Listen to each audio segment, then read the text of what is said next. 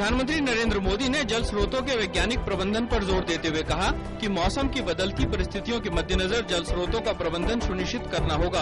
प्रधानमंत्री ने भारतीय कृषि अनुसंधान परिषद के स्थापना दिवस पर आयोजित कार्यक्रम में लिया हिस्सा। प्रधानमंत्री नरेंद्र मोदी ने वैज्ञानिकों से फसलों की उत्पादकता को गुणवत्ता से समझौता किए बिना तेजी से बढ़ाने को कहा। उन्होंने कहा कि प्रयोगशालाओं से ली जाने वाली वैज्ञानिक जानकारी किसानों के खेतों तक भी पहुंचनी चाहिए। देश भर में आज मनाया जा रहा है ईद उल फितर का त्योहार। दिल्ली के जामा मस्जिद में लोगों ने ईद की नमाज अदा की और एक दूसरे को गले मिलकर ईद की बधाई दी। ईद के मौके पर देश भर के बाजारों में खरीदारी की देखी जा रही है रौनक। राष्ट्रपति और उपराष्ट्रपति ने देशवासियों को ईद की दी बधाई। प्रधानमंत्री नरेंद्र मोदी ने ईद के मौके पर देशवासियों को दी शुभकामनाएं। कहा यह पावन दिन देश में शांति, एकता और भाईचारे वाला हो।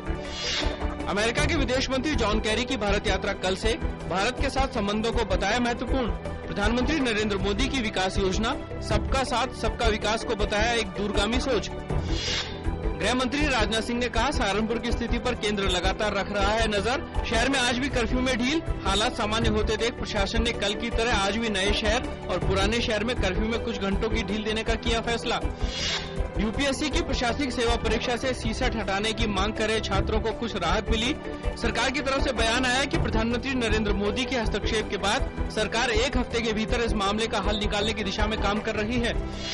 लीबिया में सशस्त्र विद्रोहियों का सरकारी बलों के खिलाफ हमला तेज। लीबिया में सुरक्षा स्थिति को देखते हुए त्रिपोली में भारतीय मिशन ने सभी भारतीयों से देश छोड़ने का परामर्श जारी किया।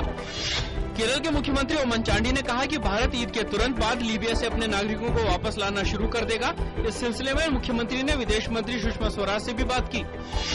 गजा में मानवीय आधार पर युद्ध विराम के दौरान इजराइल और हमास के बीच हमलों में कल काफी गिरावट देखने को मिली। अमेरिका और संयुक्त राष्ट्र ने दोनों पक्षों से स्थायी युद्ध विराम की अपील की है। इसके साथ ही दोनों पक्षों पर 19 दिन के युद्ध को समाप्त करने का अंतर्राष्ट्रीय दबाव बढ़ गया है।